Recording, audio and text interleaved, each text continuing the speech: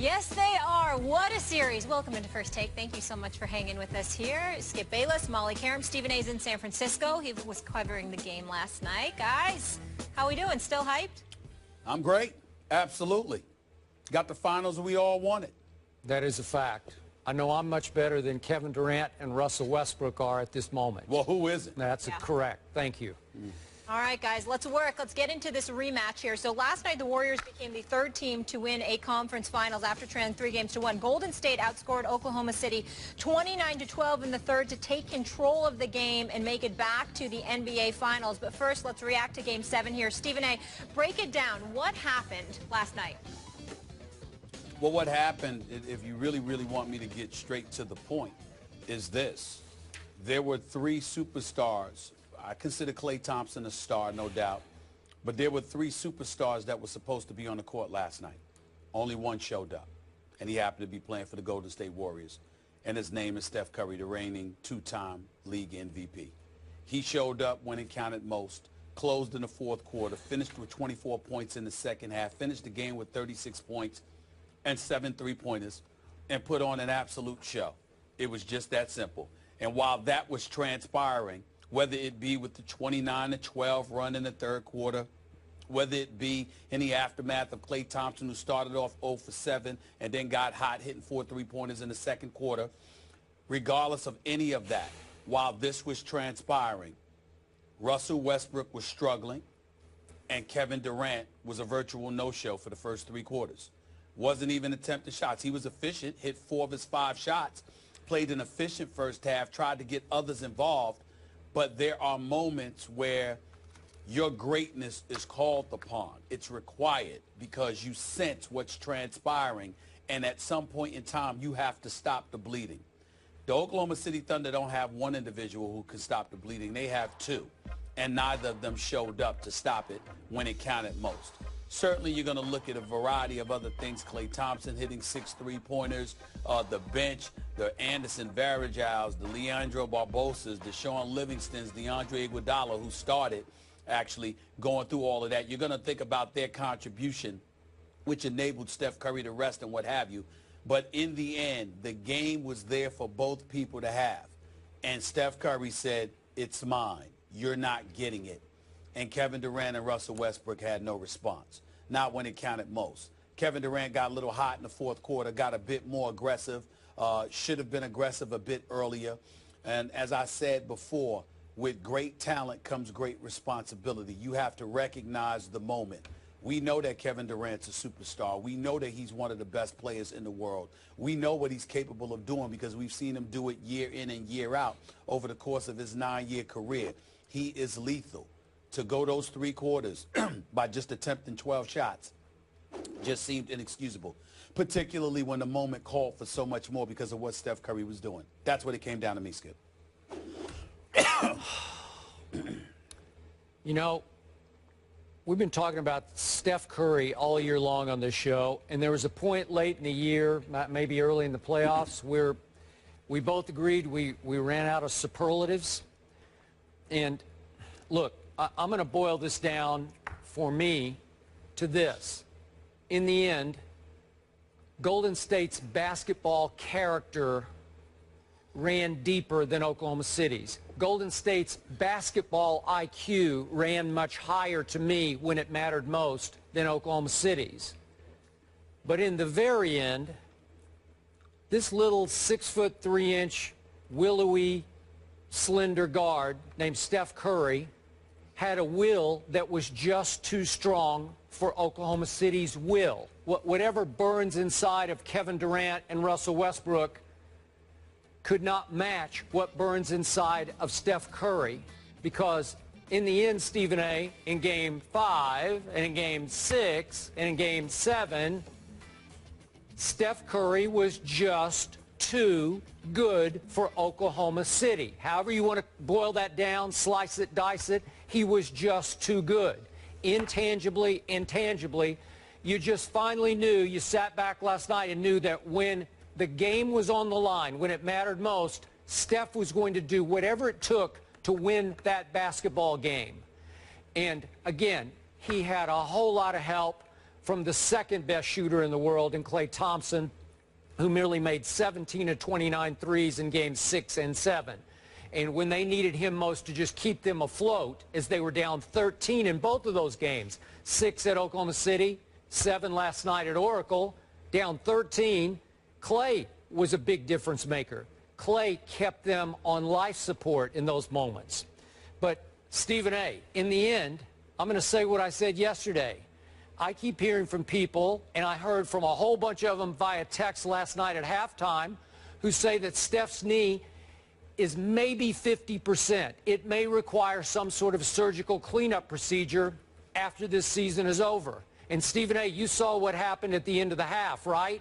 Yes, I did. With that swoop to the hoop by Steph and that circus shot that he made high arching off the glass, and he took another big tumble into the photogs.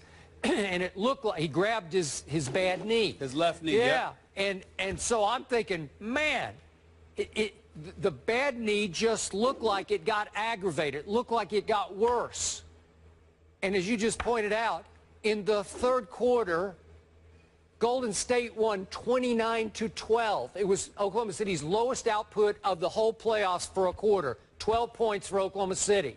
Steph Curry made 3 out of 6 threes in the third quarter and basically took the game over as Russell Westbrook disappeared, and to a certain extent Kevin Durant disappeared. 12 points. So that was the guy on one knee, if you will, who took that game over. And yet, Stephen A., my final takeaway, I'm going to say this again.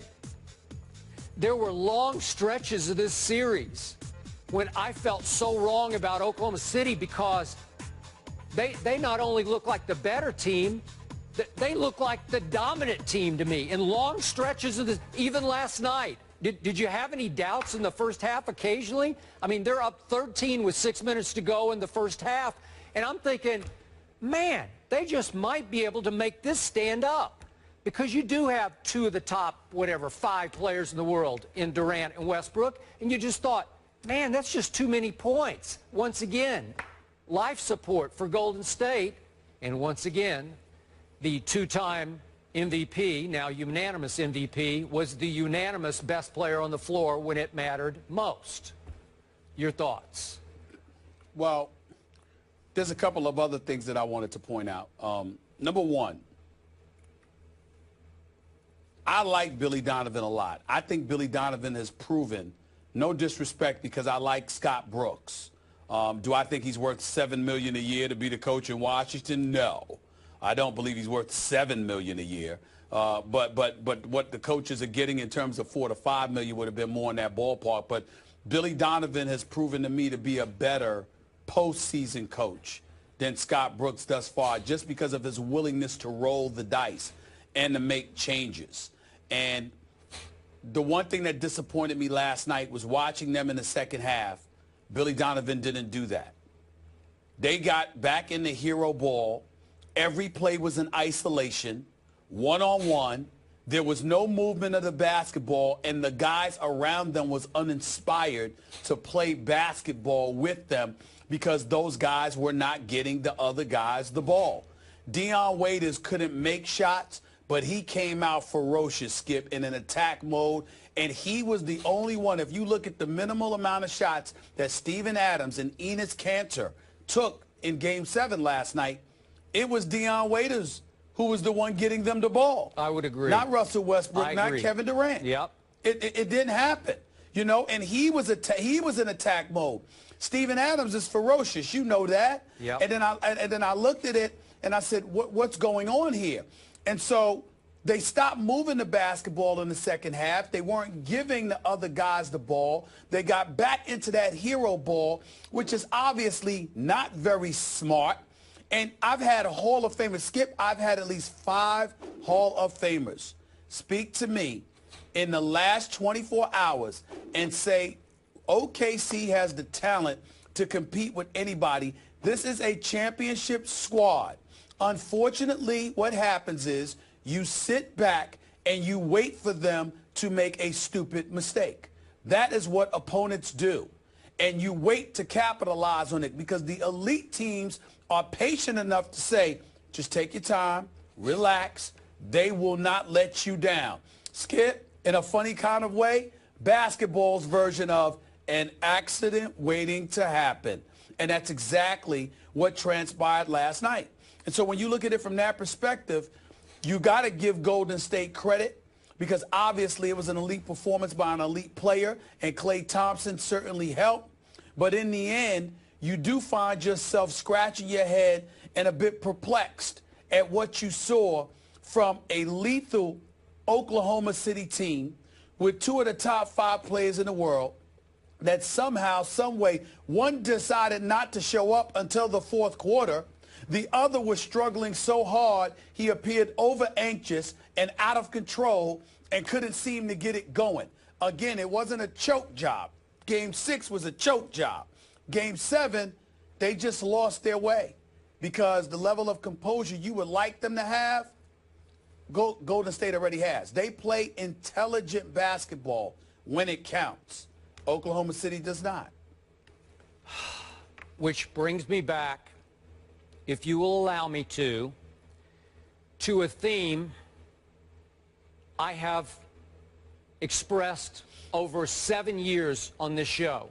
It's a theme that once made Kevin Durant so mad at me that he went after me publicly. It's a theme that hit me between the eyes again late last night, just when I thought Oklahoma City had a chance to hang in and make it a game in Game 7. I'm going to say this again. I feel sorry for Kevin Durant. You were down on him for not demanding the ball and taking more shots last night. I feel sorry for him because, and I'm just going to say this again, Stephen A., he is stuck with Russell Westbrook. I'm going to say it again. This team will never win a championship with Russell Westbrook as the primary decision maker. You can call him whatever he is, point guard, whatever. All I know is he led the playoffs once again in what's called usage rate. Russell Westbrook had the ball in his hands more than any player in all the playoffs, East or West. Russell Westbrook had the ball in his hands more than 34% of the time. And conversely, Russell Westbrook in the Western Conference Finals turned it over 31 times. That's the most in the last 30 years or since stats were even kept in the Western Conference Finals. So that's as far back as the stats go. 30 years of stats, Russell Westbrook's 31 turnovers, most ever in a Western Conference Finals. Try to get that through your head. He's the primary decision maker, and when you need him to have a feel for the game, to do the right thing at the right time, to get a 13-point lead home, what happened? What happened with 6 minutes to go last night? They're up 13. Remember the very ill-advised three-point shot that Russell took on, a solo, just bring it up the floor, and he thought he could do his jackknife and get Iguodala to foul him, if we can see that play. And the shot missed everything and somehow took the momentum out of the Thunder at that point. It looked like it was teetering on a blowout at Oracle. I don't think that would have happened, but it felt like that at that moment. Then what happened? They go back the other way, and Klay hits a three. And they go back the other way quickly again, and Klay hits another three. And all of a sudden, a 13-point lead that felt like teetering on blowout is down to 7, and it's a ball game. Now, back to your point. Kevin Durant made 4 of 5 shots in the first half. Well, that's pretty good, except it's not enough, as you point out. So is it Kevin's fault or Russell's fault for not feeling the game and getting the basketball? And by the way, in the first half, Russell took 12 shots to Kevin's 5. Russell made 5 out of 12 to 4 out of 5 for Kevin. That's the quote-unquote point guard's fault to me. And you always say Kevin should go demand the basketball. I don't know if you can demand it from that guy. He is tunnel vision. He is my way or the highway. He's just going to go for broke. Skip. You're not wrong. Again, you're just incomplete. Everything that you said about Russell Westbrook is right on the money. I'm sorry, everything you said about Russell Westbrook is right on the money. But it doesn't stop there. I am telling you right now, sitting there near courtside, Kevin Durant had plenty of opportunities to be more aggressive. He had plenty of opportunities to take the bull by the horn. There were plenty of instances where Russell Westbrook came up the court and called Kevin Durant's number and said, here you go. And Kevin Durant elected not to do much with it. And it harkens me back to a story. Let me tell you a quick story. This happened years ago. I'm covering the Philadelphia 76ers, and Larry Brown is complaining about Allen Iverson shooting the basketball too much. And Allen Iverson says, Stephen A., it's 24 seconds on the shot clock. We got 8 seconds to get the ball past half court. That leaves 16 seconds. He said, I get a ball up to Aaron McKee. He give it to George Lynch. George Lynch gives it to Tyrone Hill, who gives it to Dikembe Mutombo. And somehow, some way, it gets back to me with about 5 seconds left. If I got the ball, Stephen A., evidently they didn't want it. What do you want me to do? And I cracked up laughing, because even though I understand it's not that simplistic in at least half the situations, the other half it does come down to. So when you look at a Russell Westbrook and he shoots the ball 12 times, you have a valid point, Skip, in the first half. The problem is that that's not all that happened. Kevin Durant is a superstar as well. And Russell Westbrook has called his number on many occasions. And Kevin Durant, particularly off of Game 6, wasn't aggressive enough. So here's the conclusion that I have reached. Listening to you, watching the game, monitoring what's going on, I'll give you one or two solutions.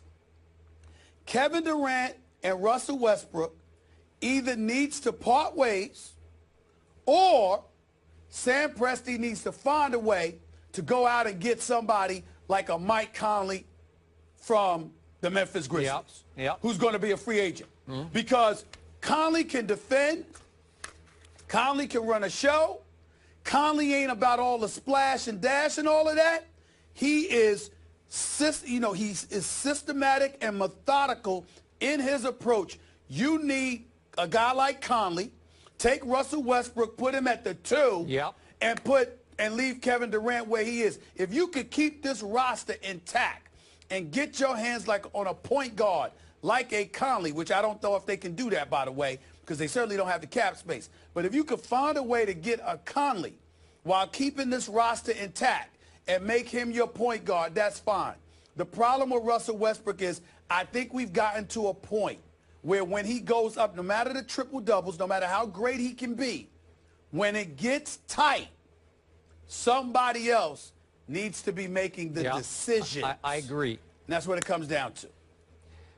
I'm so with you on this, and my emotions get so mixed, as do yours. Look, does anybody play harder than Russell Westbrook? No.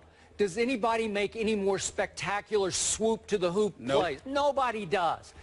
Does anybody electrify, especially his home crowd, more than Russell does when he makes one of those spectacular shots and pounds his chest and glares at the opposition? Nobody does it better. It's fun. It's almost like Tiger-like, early Tiger back at 2000. You know, he roared and everybody cowered, and Russell comes off like that to me, where you say, my God, you know, this guy's a force of nature. You know, you can't mess with this guy. And then he discovered this last couple of years the triple-double stat, and I think it blinds everybody that he can pile up 13, 14 assists in a game to go with the rebound, his best rebounding guard in basketball.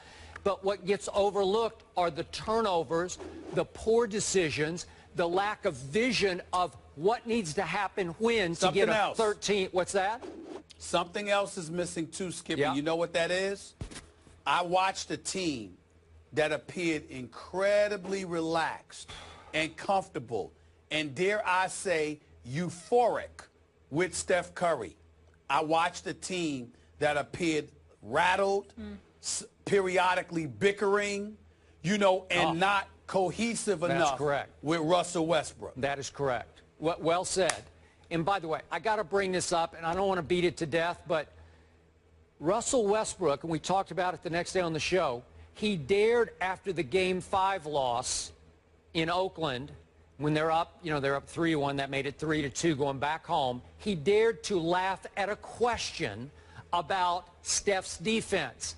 And it's just disrespectful. You can't do it. And you can say, oh, no big deal. We're not going to agree there. I do. I think I know Steph Curry's nature well enough, you don't tempt fate with him.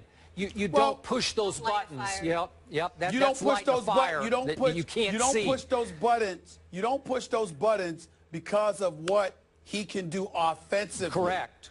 But if you're Russell Westbrook and the question is about defense, even though it was not directed at him, the notion of anybody, including Steph Curry, who is usually being protected because he's not guarding the other team's elite scoring point guard.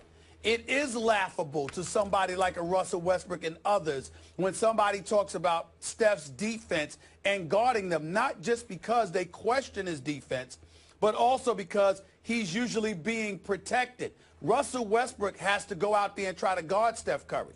Russell Westbrook, in fairness to Russell Westbrook, they do a lot of screens, double screens, and what have you for Steph Curry, man. I mean, look, it's almost not fair. As gifted as he is and as special and as elite as he is, it's almost not fair to look at a Russell Westbrook, a Damian Lillard, Chris Paul and others and get on them for Steph getting off because of the plays they run. Look at when he gives it to a Bogut or a Festus Ezeli or a Draymond Green or somebody. Look at how quick they give it back. Look at how it's almost second nature for them to set a screen or a pick for him. The protection that he gets in order to free him up to be the marksman that he is. No one player can fight. You have to, from a team perspective, you have to collectively scheme against a Steph Curry. So nobody else gets that kind of treatment. They probably don't deserve it because they can't shoot as well as he can. But it's not fair, in a sense, to say, well, Russell Westbrook can't guard Steph Curry. Even though Steph Curry, to me, is unguardable, so is Russell Westbrook, albeit for two different reasons. So I don't look at it the way that you look at it in terms of, oh, my goodness, to laugh is so disrespectful. But they're basically saying, are y'all watching this? Because this guy is protected a lot. And they could have been laughing about that, too. Maybe. Okay. So to your point, it's possible in the biggest moments, Kevin Durant, for all his superstar talent, doesn't have whatever you want to call superstar intangibles. Maybe he's not made of tough enough stuff when it matters most. I'm talking about give me the ball and get out of my way. I'm going to score the basketball kind of intangibles. Maybe he doesn't. He tried to do that. He tried to do that in the fourth quarter last night. I give him credit, but he waited too long. He waited too long. You want me to tell you? You want me to break this down real cold to you, Skip? Who Kevin Durant is right now? Kevin Durant is the modern day LeBron James. I thought you were going to go there. Kevin Durant is what LeBron James was before he won the title. We are now looking at Kevin Durant. His 28 points per game don't matter anymore. His perennial all-star status doesn't matter anymore. His recognition as one of the top 3 talents on the universe no longer matters. Kevin Durant has not won.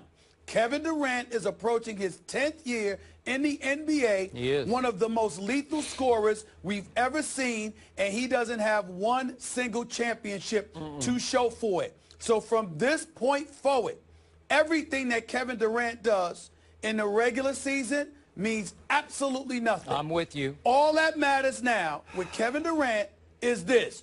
Are you going to win the championship or are you not? Because let me tell you something. You're not a winner until you win. And Kevin Durant has not won. All right. And unlike Chris Paul, unlike Carmelo Anthony, Kevin Durant has had the roster to do it. Okay. Remember that. Okay, but remember this also. I'm not going to heap a majority of the blame just on Kevin. He does have a co-star who deserves co-blame, 50% of the blame. Okay, and I just want to remind everybody, this series was lost, obviously, back in Oklahoma City in Game 6. Oklahoma City was up 13 in that game, at home, before that crazy crowd. They were up 8 after 3 quarters. They were up 7 with 5 minutes to go. And Russell Westbrook in the last 139 of that game turned it over 4 times. Just remember that. Remember last night, They're up 6 at half at Oracle. And in the third quarter, they got run off the floor 29-12 as Russell Westbrook went 0 for 1 with 2 turnovers in that quarter. I'm sorry, co-blame at least. I can't let Russell Westbrook off the hook. Well, let me tell you. Nobody's saying they'll let Russell Westbrook off the hook. But what you have to understand is that Russell Westbrook is what he is. He's a sensational yet mercurial talent. He's somebody that has greatness draped all over him. Yep. But sometimes it gets in his own way because his basketball and mental acuity doesn't match with his talent from time to time. That's the issue. So the point that we're making is that, okay, Russell has the ability, but he doesn't necessarily need to lead. Fair enough. The problem is Kevin Durant is smart. Kevin Durant is efficient. I'll buy that. Kevin Durant is lethal. Kevin Durant is a superstar. Kevin Durant is all of these things.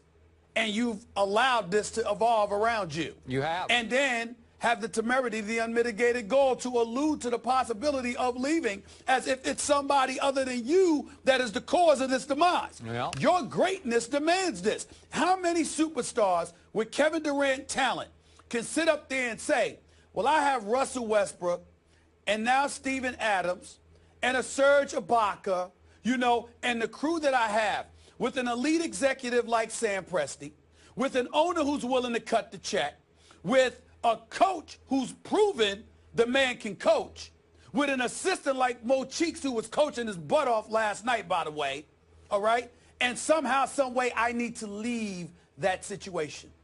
Who does that? Well, I know one guy who might, and his name's Kevin Durant. Yes. That's right. Yeah. Interesting comparison there earlier, all tying together. All right, so much more to get into. So in the conference finals and finals, there have been 42 straight 3-1 series leads that have converted into victories. Last night, that was snapped. First Take just getting started. The guys are on fire. The Warriors are hyped to get back to the finals for the second straight season. We'll take a look, though, at why they're such heavy favorites to repeat. That's what's after the break. Stay with us. I think you like me like